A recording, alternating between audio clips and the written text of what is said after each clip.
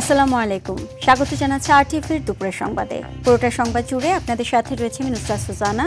জুলাইয়ের আকাঙ্ক্ষা বাস্তবায়নে সব ধর্মের মানুষকে একসঙ্গে কাজ করার আহ্বান জানিয়েছেন প্রধান উপদেষ্টা অধ্যাপক ডক্টর মোহাম্মদ ইউনূস।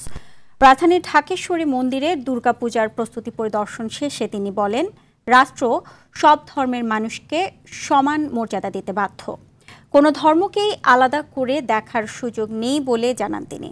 রুদ্র রফিকের রিপোর্টে থাকছে বিস্তারিত। সনাতন ধর্মাবলম্বীদের সবচেয়ে বড় ধর্মীয় উৎসব দুর্গাপূজার প্রস্তুতি দেখতে রাজধানীর ঢাকেশ্বরী মন্দিরে আসেন প্রধান উপদেষ্টা অধ্যাপক ডক্টর মোহাম্মদ ইউনূস। এ সময় সনাতন ধর্মাবলম্বীদের সঙ্গে শুভেচ্ছা বিনিময় করেন তিনি। প্রধান উপদেষ্টা বলেন, দেশের সব ধর্মের মানুষের অধিকার সমান। আমরা একটা পরিবার, সারা জাতি একটা পরিবার। পরিবারের মধ্যে নানা রকমের মতভেদ থাকবে, নানা রকমের ব্যবহারের পার্থক্য থাকবে, কিন্তু পরিবার একটা অটুট জিনিস। জুলাই গণ অভ্যুত্থানের মধ্য দিয়ে আমরা বৈষম্য, দুর্নীতিমুক্ত একটি সমৃদ্ধ দেশ গড়ার যে অগ্রযাত্রা শুরু করেছি, তার সকল বাস্তবায়ন করতে হলে ধর্ম বর্ণ ভেদাভেদ ভুলে সকলকে একসঙ্গে কাজ করতে হবে। ধর্মীয় পার্থক্য রাষ্ট্রীয় অধিকার পাওয়ার ক্ষেত্রে বাধা হতে পারে না বলেও জানান তিনি। রাষ্ট্র দায়িত্ববদ্ধ সবাইকে সমান মর্যাদা দেওয়ার জন্য, সে যেই হোক, সে যে ধর্মে বিশ্বাস করুক, যেই মতবাদে বিশ্বাস করুক, অসীম ধনের অধিকারী হোক অথবা নিঃস্ব হোক, রাষ্ট্রের কাছে সে একজন নাগরিক। কোন সরকারের অধিকার নাই তাকে কোন জায়গা থেকে বঞ্চিত করা, ক্ষুদ্র পরিমাণেও বঞ্চিত করা। সুখী সমৃদ্ধ বাংলাদেশ বিনির্মাণে সব ধর্মের মানুষকে ঐক্যবদ্ধভাবে কাজ করার আহ্বান জানান অধ্যাপক ডক্টর মোহাম্মদ ইউনূস। আমরা যে নতুন বাংলাদেশের কথা বলছি, তার মধ্যে এটা সবচেয়ে গুরুত্বপূর্ণ বিষয় যে সবাইকে সব নাগরিক অধিকার নিশ্চিত করা, সেটা যেন আমরা করতে পারি। রুদ্র রফিক, আরটিভি, ঢাকা। বাণিজ্য ঘাটতি কমাতে যুক্তরাষ্ট্র থেকে উন্নত মানের গম আমদানি করা হচ্ছে বলে জানিয়েছেন অর্থ উপদেষ্টা সালাউদ্দিন আহমেদ। তিনি বলেন, বাড়তি দামে আমদানি করলেও ভোক্তার উপর প্রভাব পড়বে না। সকালে সচিবালয়ে ক্রয় সংক্রান্ত উপদেষ্টা পরিষদের বৈঠকে এসব কথা বলেন তিনি। উপদেষ্টা বলেন, আন্তর্জাতিক বাজার দর বিবেচনা করে এলএনজি আমদানি করা হচ্ছে। সাবেক মার্কিন কোনো রাষ্ট্রদূত কিংবা কোনো ব্যক্তির প্রতিষ্ঠান বিবেচনায় নেওয়া হচ্ছে না। সরকারের নেয়া কিছু পদক্ষেপে ফাঁকি দেওয়া ট্যাক্স উদ্ধার হচ্ছে জানিয়ে উপদেষ্টা বলেন, কর্মসংস্থান বাড়ানোর উদ্যোগ নিয়েছে সরকার। বৈঠকে বিদ্যুৎ উপকেন্দ্র, এলএনজি ও সার আমদানির অনুমোদন দেওয়া হয়।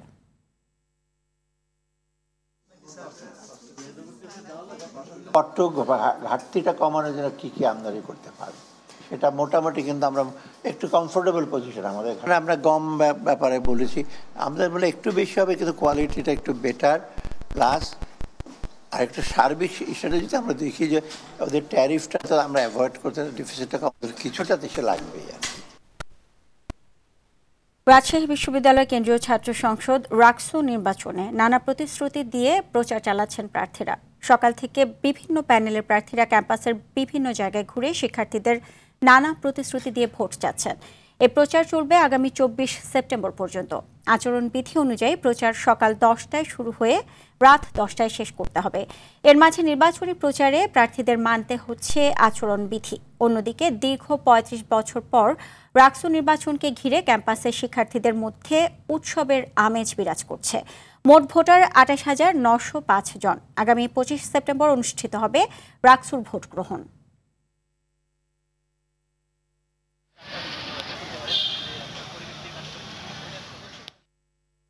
এদিকে চট্টগ্রাম বিশ্ববিদ্যালয় কেন্দ্রীয় ছাত্র সংসদ ও হল সংসদ নির্বাচনে মনোনয়নপত্র বিতরণের শেষ দিন আজ। সকাল 9:30 থেকে ফর্ম বিতরণ শুরু হয়ে চলবে বিকেল 3:30 পর্যন্ত। নির্বাচন কমিশন জানায়, প্রথম দিনে 28 জন এবং দ্বিতীয় দিনে 141 জন প্রার্থী মনোনয়নপত্র সংগ্রহ করেন। 2 দিনে প্রার্থীর সংখ্যা দাঁড়িয়েছে মোট 169 জনে। এর মধ্যে চাকসু কেন্দ্রীয় সংসদের জন্য 97 জন, মেয়েদের হলের জন্য 46 জন এবং ছেলেদের হলের জন্য 26 জন প্রার্থী মনোনয়নপত্র নিয়েছেন।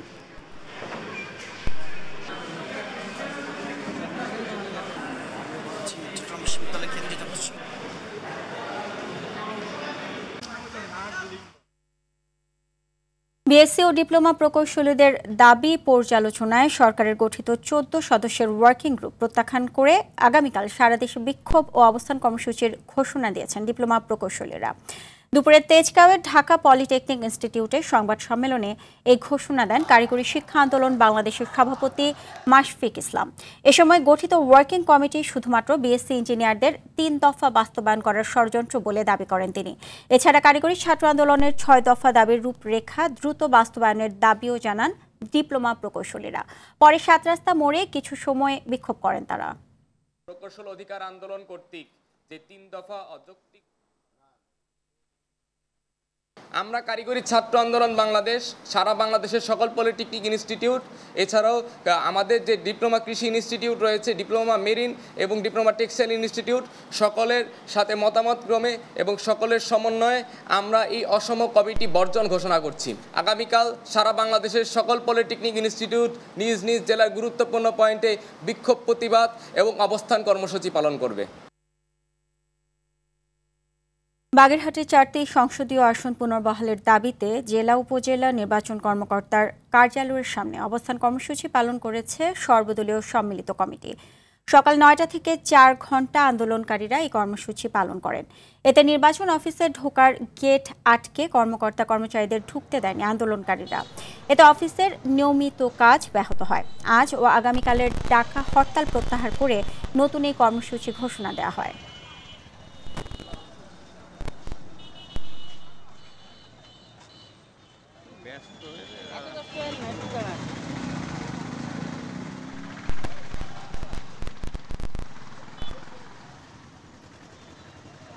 আমরা চাই সে 4টে সিটের বাইরে 3টে সিট করলে এটা মানি না, আমরা মানব না। অর্থাৎ সিট হিসাব যেটা করছে এটা জঘন্য কাজ করছে, মানে অন্যায় করছে। প্রশাসনের আশ্বাসে ফরিদপুরের ভাঙ্গায় আন্দোলন স্থগিত করেছে স্থানীয় মানুষ। দাবি আদায় না হলে আগামী রোববার থেকে কঠোর কর্মসূচির ঘোষণাও দেন তারা। তবে বর্তমানে ভাঙ্গার পরিস্থিতি স্বাভাবিক আছে, মহাসড়কে যানবাহনও চলছে স্বাভাবিকভাবে।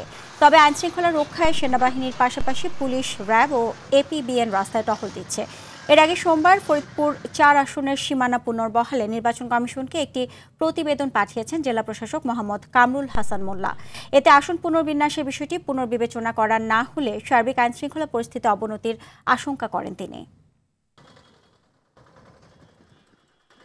এই বাঙ্গাবাসীকে আমরা বলতে চাই যে তাদের বিষয়ে আমরা ঊর্ধ্বতন কর্তৃপক্ষকে জানিয়েছি এবং এছাড়া একটি রিট আদালতে আছে শুনানির জন্য। সেই পর্যন্ত তারা যেন অপেক্ষা করে, জনদুর্ভোগ যেন সৃষ্টি না করে। দর্শক, এই মুহূর্তে চট্টগ্রাম বিশ্ববিদ্যালয়ের কেন্দ্রীয় ছাত্র সংসদ ও হল সংসদ নির্বাচনের মনোনয়নপত্র বিতরণের শেষ দিন আজ। সকাল 9:30 থেকে ফর্ম বিতরণ শুরু হয়ে চলবে বিকেল 3:30 পর্যন্ত। নির্বাচন কমিশন জানায় প্রথম দিনে 28 জন এবং দ্বিতীয় দিনে 141 জন প্রার্থী মনোনয়নপত্র সংগ্রহ করেন। এ বিষয়ে আরও জানাচ্ছেন চট্টগ্রাম বিশ্ববিদ্যালয় থেকে আমাদের সহকর্মী সাইফুল মাহমুদ। সাইফুল, আজ তো মনোনয়নপত্র বিতরণের শেষ দিন, তো এখনো পর্যন্ত কতজন মনোনয়নপত্র সংগ্রহ করেছেন আমাদেরকে বিস্তারিত জানাবেন। বলেছেন দীর্ঘ 36 বছর পর চট্টগ্রাম বিশ্ববিদ্যালয়ের চাকসু নির্বাচন অনুষ্ঠিত হতে ইতিমধ্যে কিন্তু আসলে একেবারে খুবই জমজমাট এবং খুব উল্লাস মুখর পরিবেশের মধ্যে দিয়ে কিন্তু আসলে শিক্ষার্থীরা ফরম নিচ্ছেন।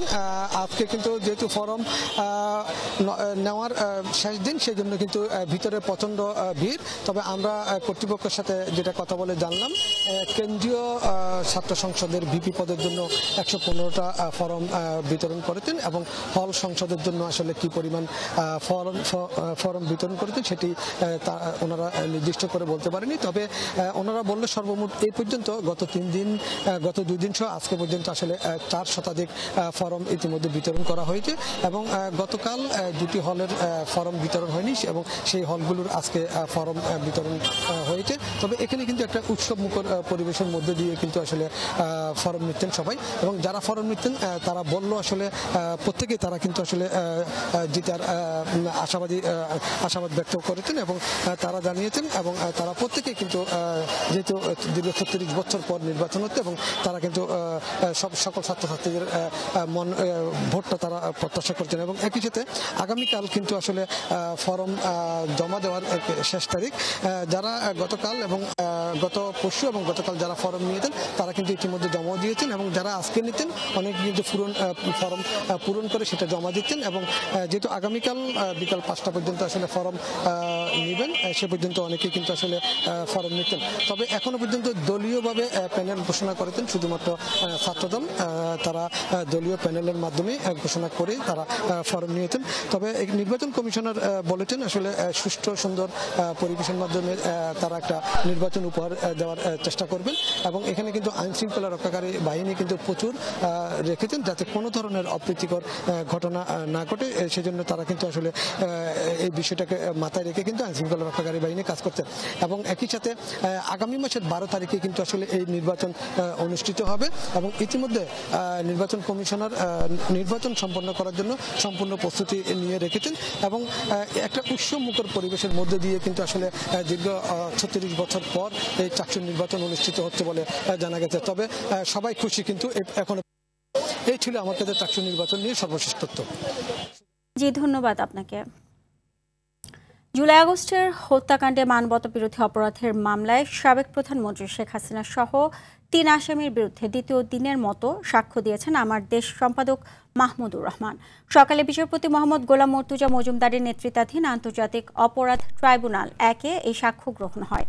একই মামলায় জাতীয় নাগরিক পার্টি এনসিপির আহ্বায়ক নাহিদ ইসলামও সাক্ষ্য দেওয়ার জন্য হাজির হয়েছেন। ইতিমধ্যে এ মামলায় রাজসাক্ষী সাবেক আইজিপি চৌধুরী আবদুল্লাহ আল মামুন সহ 45 জনের সাক্ষ্য গ্রহণ শেষ হয়েছে।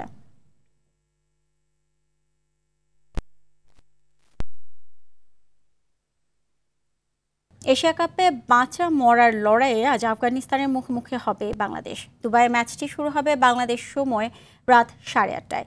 এই ম্যাচ হারলেই বাড়ি ফিরতে হবে লিটন হৃদয়দের। তবে জিতলে বেঁচে থাকবে সুপার ফোরে ওঠার আশা। আতিকুল ইসলাম শাকিলের রিপোর্টে থাকছে বিস্তারিত। চ্যাম্পিয়ন হওয়ার লক্ষ্য নিয়ে আরব আমিরাতে যাওয়া বাংলাদেশ নিজেদের প্রথম ম্যাচে হংকংয়ের বিপক্ষে কোনো রকমে জিতলেও বড় ব্যবধানে হারে শ্রীলঙ্কার বিপক্ষে, আর তাতেই বাজে রান রেট নিয়ে খাদের কিনারায় পড়তে হয়। সেখান থেকে উঠে আসার একমাত্র উপায় আফগানদের বিপক্ষে জয় তুলে নেওয়া। এরপর আবার অপেক্ষা করতে হবে লঙ্কানদের বিপক্ষেও আফগানদের হারের। কিন্তু ইনফর্ম আফগানদের বিপক্ষে ভঙ্গুর বাংলাদেশের জন্য জয় তুলে নেয়া এক হিমালয় সমান টাস্ক হিসেবেই এসেছে। ম্যাচের আগের দিন সংবাদ সম্মেলনে যদিও বলতে হয় জয়ের সম্ভাবনার কথা, তবুও বাস্তবতা মেনে নিলেন bowling coach Mushtaq. That belief is very important and I believe that like coming from us as a coaching ওরা অভিজ্ঞতায় অনেক এগিয়ে, তবে আমাদের বিশ্বাস রাখতে হবে সুপার ফোরে খেলার। সে বিশ্বাস খেলোয়াড়দের মাঝেও জাগিয়ে তুলতে হবে। আমাদের শক্তির দিক মিতব্যয়ী বোলিং, সে শক্তির জায়গা মনে রেখেই এগোবো আমরা। You have that bowling unit in Bangladesh which is you can defend that target. তবে মিতব্যয়ী বোলারদের কাজে লাগিয়ে ম্যাচ জিততে আবার প্রয়োজন হবে স্কোরবোর্ডে রান, যেটি আসলে মূল চিন্তার বিষয় বাংলাদেশের জন্য। 2 ম্যাচে ব্যাটারদের হতশ্রী পারফরম্যান্সে আশান্বিত হতে দিচ্ছে না ভক্ত সমর্থকদের। দুশ্চিন্তা ছাপিয়ে বাংলাদেশ রেসে টিকে রইবে নাকি সব চিন্তার অবসান ঘটিয়ে আরেকবার শূন্য হাতে বাড়ি ফিরবে, সেটি এখন দেখার প্রতীক্ষায় দেশের ক্রিকেট প্রেমীরা। আতিকুল ইসলাম শাকিল, RTV। তীব্র তাপমাত্রা বৃদ্ধির কারণে 2024 সালে 21,000 কোটি টাকার কর্মঘণ্টা ক্ষতি হয়েছে বাংলাদেশে। রাজধানীর একটি হোটেলে বিশ্বব্যাংক আয়োজিত অনুষ্ঠানে এক জরিপে এমনটা উঠে আসে। বলা হয় গত বছর 2.5 কোটি কর্মদিবস নষ্ট হয়েছে। জরিপে দেখা গেছে শারীরিক অসুস্থতার কারণে মানুষ গড়ে বছরে কিছুদিন তাদের স্বাভাবিক কাজকর্ম করতে পারেন না। তীব্র গরমের কারণে মানসিক স্বাস্থ্য ও সামগ্রিক উৎপাদনশীলতা কমে আসছে বলেও জরিপে উঠে আসে। তাপমাত্রা বেড়ে যাওয়ার জন্য সরকারি প্রতিষ্ঠানকে দায়ী করেন পরিবেশ উপদেষ্টা সৈয়দা রেজওয়ানা হাসান। বিশ্বব্যাংক ও বাংলাদেশের সরকারি বেসরকারি শীর্ষ ব্যক্তিরা আলোচনায় অংশ নেন। নগরটা ব্যবসায়ীদের হাতে তুলে দেওয়া যাবে না, নগরটা নগরবাসীর হাতে তুলে দিতে হবে। আমাদের কতগুলো জায়গায় পরিবর্তন লাগবে। এক হচ্ছে আমাদের নিয়ন্ত্রণ ব্যবস্থা। এই আমাদের আইন আছে, আইনের প্রয়োগের ক্ষেত্রে আমরা খুবই পিছিয়ে আছি। সেই প্রয়োগটা আমাদেরকে নিশ্চিত করতে হবে। প্রয়োগের কাজ শুরু হয়নি আমি সে কথা বলছি না, প্রয়োগের কাজ শুরু হয়েছে, কিন্তু আরও দৃশ্যমান, আরও জোরদার করতে হবে। কুমিল্লার লালমাইয়ের রেললাইনের পাশে অজ্ঞাত যুবককে হত্যাকাণ্ডের সঙ্গে জড়িত 7 জনকে গ্রেপ্তার করেছে র্যাব 11। সেই সঙ্গে লাশ গুমের কাজে ব্যবহৃত একটি নোয়া গাড়িও উদ্ধার করা হয়। গেল 10 সেপ্টেম্বর কুমিল্লার পেরুল এলাকায় তাকে হত্যা করা হয়। সকালে র্যাবের মিডিয়া সেন্টারের সংবাদ সম্মেলনে এ তথ্য জানানো হয়। এদিকে মুন্সিগঞ্জের গজারিয়ায় পুলিশ ক্যাম্পে সশস্ত্র হামলার ঘটনায় জড়িত নয়ন পিয়াস বাহিনীর অন্যতম সহযোগী আবুল কালামকে গ্রেপ্তার করেছে র্যাব 11। সে সময় তার কাছে অস্ত্র, গুলি ও ডাকাতি কাজে ব্যবহৃত বিভিন্ন সরঞ্জামাদি সহ উদ্ধার করা হয়। গ্রেপ্তারকৃত আবুল কালাম 30টি মামলার আসামি।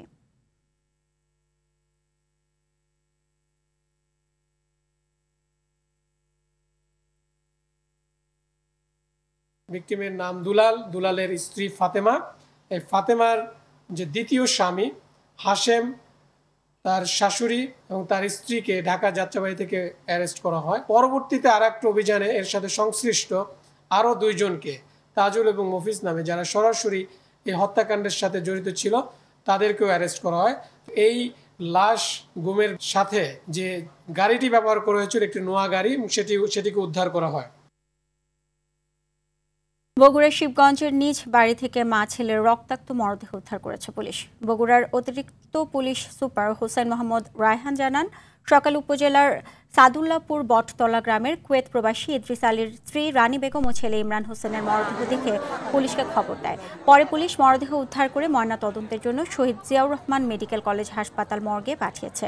সোমবার রাতের যে কোনো সময় দুর্বৃত্তরা ওই বাড়িতে প্রবেশ করে মা ছেলেকে ধারালো অস্ত্র দিয়ে কুপিয়ে হত্যা করেছে বলে ধারণা করছে পুলিশ।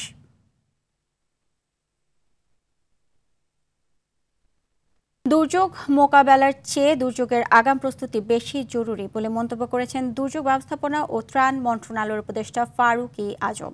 সকালে রাজধানীর চীনমৈত্রী সম্মেলন কেন্দ্রে 3rd national dialogue platform on anticipatory action in Bangladesh অনুষ্ঠানে তিনি এসব কথা বলেন। উপদেষ্টা আরও বলেন, প্রতিটি মন্ত্রণালয়ের ডিজাস্টার ইমার্জেন্সি রেসপন্স এবং অ্যান্টিসিপেটরি খাতে অর্থ বরাদ্দ রাখা দরকার। ব্যবসায়িক সমিতিগুলোকে বিজনেস কন্টিনিউটি প্ল্যান করে রাখা, যেন দুর্যোগ পরবর্তীতে ধকল কাটিয়ে নেওয়া যায়। বিভিন্ন সংস্থা থেকে এবং আমাদের উন্নয়ন সমিতিরাও জলবায়ু সহায়ক কর্মসূচি গ্রহণ ও বাস্তবায়নের মাধ্যমে আমরা হয়তো অগ্রগতি সাধনও করছি। উন্নত প্রস্তুতির কারণে জীবনহানির সংখ্যা আগের তুলনায় এখন অনেক কম, কিন্তু বাস্তবতা হলো অর্থনৈতিক ক্ষতি, জীবিকা ও সম্পদের ক্ষয়ক্ষতি এখনো ব্যাপকভাবে আমাদেরকে পর্যদস্ত করে চলেছে। টানা বৃষ্টি ও ভারত থেকে আসা পাহাড়ি ঢলে প্লাবিত লালমনিরহাটের তিস্তা তীরবর্তী অন্তত 12টি গ্রাম। পানিবন্দী হয়ে পড়েছে অন্তত 5,000 মানুষ। তলিয়ে গেছে রাস্তাঘাট, আমনের ফসল ও বাড়িঘর। আগামী 2 দিন তিস্তার পানি বিপদসীমার উপর দিয়ে প্রবাহিত হতে পারে বলে জানিয়েছে পানি উন্নয়ন বোর্ড। লালমনিরহাট প্রতিনিধি মিজানুর রহমান মিজানের পাঠানো তথ্যচিত্রে বিস্তারিত জানাচ্ছেন সাকিব আল হাসান। টানা বৃষ্টি আর পাহাড়ি ঢলে প্লাবিত লালমনিরহাটের হাতীবান্ধা উপজেলার গড্ডিমারি, সানিয়াজান, ধুপনি, কালীগঞ্জ উপজেলার ভোটমারি, চরবৈরাতি, আদিতমারি উপজেলার মহিষখোঁচা ও গোবর্ধন সদর উপজেলার রাজপুর, খুনিয়াগাছ, হরিণচড়া, কালমাটি সহ তিস্তা তীরবর্তী অন্তত 12টি গ্রাম। এতে পানিবন্দী 5,000 মানুষ। তলিয়ে গেছে আমনের ক্ষেত, নষ্ট হচ্ছে আগাম সবজি। খেত খেলা ব্যাপার ধ্বংস হয়ে গেল, ঘর ভাঙিয়ে মেরেছি। পোশাক নিয়ে তো বিশালে সমস্যা নিয়ে চলাফেরা করা খুব কষ্ট। আমার কাপড় না সোপনে গাছে ভাসি যাই, ও উপরে আছি কাপড় আছি, আর তোমার দেন মাল পানি অতি উঁচিয়ে দিয়ে বেড়ান। স্যানিটাইজেশন ব্যবস্থা ভেঙে পড়ায় বেড়েছে ডায়রিয়া সহ নানা রোগবালাই। মানুষের পাক করা, খাওয়া দাওয়া, চলাফেরা অনেক সমস্যা। 2-3 কি গাড়ি সেও খেয়া যাওয়া আছে। তীব্র স্রোতে ঝুঁকিপূর্ণ এলাকায় দেখা দিয়েছে ভাঙনের শঙ্কা। পানি নামার সাথে সাথে কোথাও যদি আমাদের ভাঙন অধিক প্রবণ আকার ধারণ করে, তাহলে আমরা উদ্বোধন দপ্তরের অনুমতি সাপেক্ষে জিও ব্যাগ বালি ভর্তি করে ভাঙন প্রশমন করার চেষ্টা করব। বানভাসীদের পুনর্বাসনে তালিকা হচ্ছে বলে জানিয়েছেন উপজেলা নির্বাহী কর্মকর্তা। তো আমাদের পূর্ণ প্রস্তুতি আছে। যদি পানি খুব বেশি হয় তখন আমরা তাদেরকে আশ্রয় কেন্দ্র এবং পরবর্তী ত্রাণ সহ অন্যান্য ব্যবস্থা করতে পারবে। এক্ষেত্রে আমি মাননীয় জেলা প্রশাসক স্যারের সাথেও কথা বলেছি। স্যার বলেছেন খোঁজখবর রাখতে বলছেন, যদি প্রয়োজন হয় আমরা পরবর্তী ব্যবস্থা নিতে পারবো। পুনর্বাসনের পাশাপাশি বন্যা প্রতিরোধে স্থায়ী সমাধান দাবি এলাকাবাসীর। সাকিব আল হাসান, RTV। কয়েকদিনের একটানা প্রবল বর্ষণে বরগুনা পাথরঘাটায় জনজীবন বিপর্যস্ত এবং আমন ধানের বীজতলার ব্যাপক ক্ষতি হয়েছে। ভেসে গেছে আউশের পাকা ধান, নষ্ট হয়েছে শীতকালীন সবজির আগাম আবাদ। সব হারিয়ে দিশাহারা হয়ে পড়েছেন কৃষকরা। বর্ষার পানিতে বারবার বীজতলা নষ্ট হওয়ায় আমন ধানের চারা সংকটেও পড়েছে এ অঞ্চলের অনেক কৃষক। বরগুনা থেকে তাহিদুল ইসলাম শুভর পাঠানো তথ্যচিত্রে আরও জানাচ্ছেন আবরার মাহি। পাথরঘাটায় নিম্নচাপের কারণে আমন ধানের বীজতলার ব্যাপক রকমের ক্ষতি হয়েছে। সদর ইউনিয়ন, কালমেঘা, কাঁঠালতি, রাহানপুর সহ বিভিন্ন এলাকায় এবছর অতিবৃষ্টির কারণে কৃষকরা ইরি ধান চাষ করতে পারেননি। এবছর যেমন ছিল বৃষ্টি, তেমনই আবার রোদের তাপ, যার ফলে কৃষকরা সারাদিন মাঠে কাজ করতেও পারছে না সঠিকভাবে। সরকারিভাবে আর্থিক সহায়তার দাবি তাদের। কষ্ট হইতেছে, আমাদের কোনো বীজ পেরা রোয়া পারা নাই, রিপুতি ধরে নষ্ট হয়ে যাইতেছে। এবছরের মতো রোদের তাপ আর কোনো বছর হয় না, পিটপুট কালো হয়ে গেছে পুরজিয়া।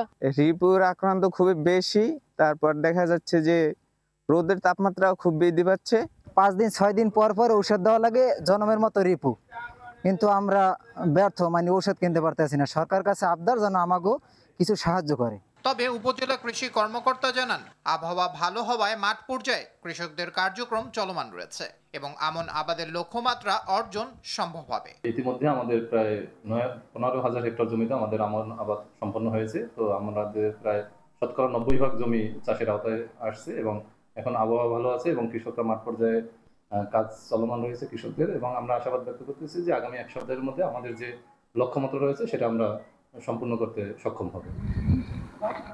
আবরার মাহি, আরটিভি। কুড়িগ্রামে তীব্র সার সংকটে ব্যাহত হচ্ছে আমন ও সবজি চাষে। সংকটের সুযোগ নিয়ে বাড়তি দামে সার বিক্রি করছে ব্যবসায়ীরা। তবে কৃষি বিভাগ বলছে, চাহিদা অনুযায়ী সার থাকলেও কৃত্রিম সংকট তৈরি করছে কিছু অসাধু ব্যবসায়ী। কুড়িগ্রাম থেকে আব্দুল কুদ্দুস চঞ্চলের পাঠানো তথ্যচিত্রে বিস্তারিত জানাচ্ছেন সাকিব আল হাসান। কুড়িগ্রামে হঠাৎ দেখা দিয়েছে সার সংকট। দিনভর লাইনে দাঁড়িয়ে থেকেও সার পাচ্ছেন না অনেক কৃষক। যারা পাচ্ছেন তাদের অভিযোগ, প্রয়োজনের তুলনায় খুবই অপ্রতুল সার দেওয়া হচ্ছে। সারের অভাবে নষ্ট হচ্ছে রোপা আমন ও সবজি। জেলার নাগেশ্বরী, ভুরুঙ্গামারী ও ফুলবাড়ী উপজেলায় সরকার নির্ধারিত 27 টাকার ইউরিয়া সার বিক্রি হচ্ছে 30 টাকায়, 20 টাকার এমওপি সার বিক্রি হচ্ছে 25 টাকায়, 27 টাকার টিএসপি বিক্রি হচ্ছে 37 টাকা এবং 21 টাকার ডিএপি সার বিক্রি হচ্ছে 26 টাকায়। ডিলারদের গুদামে পর্যাপ্ত সার থাকলেও কৃষকদের সরবরাহ না করে কৃত্রিম সংকট তৈরির অভিযোগ কৃষকদের। এখন আমরা কৃষক লোক, আমাদের সারের দরকার। বাবা আমাকে একটা বস্তা দাও, বলে আধা মণ সার দেওয়া যাবে, পরে লাস্টের বেলা তাও সার দেয়নি। আমার না কমপক্ষে 3 বস্তা সার লাগে। সকালে না খাই আসছি আমি সারের জন্য, সকাল থেকে বসে আছি। এই ধাক্কা দেখিতে আমি সারই পাইনি, যাইতেই পারিনি ওখানে। একের প্রতি সার রাখবো 6 বস্তা, আমাদের এই কৃষক নিয়ে বসে আছি, সার দিতেছে না। অসাধু ব্যবসায়ীদের বিরুদ্ধে ব্যবস্থা নেওয়ার কথা জানান জেলা কৃষি কর্মকর্তা। যারা খুচরা ব্যবসায়ী তারা একটি কৃত্রিম সংকট তৈরির প্রক্রিয়া করতে পারে, সেক্ষেত্রে আমরা সজাগ আছি এবং আমরা সেক্ষেত্রে কোনো অভিযোগ পেলে সে জায়গায় মোবাইল কোর্ট পরিচালনা করছি। কুড়িগ্রামে এবার রোপা আমন ধান চাষের লক্ষ্যমাত্রা 1,20,500 হেক্টর নির্ধারণ করা হলেও চাষ হয়েছে প্রায় 1,000 হেক্টর বেশি জমিতে। সাকিব আল হাসান, আরটিভি। দুপুরের সংবাদ এ পর্যন্তই। জেলা সংবাদ বিকেল 4:45টায় দেখার আমন্ত্রণ রইল। এতক্ষণ সাথে থাকার জন্য সবাইকে ধন্যবাদ।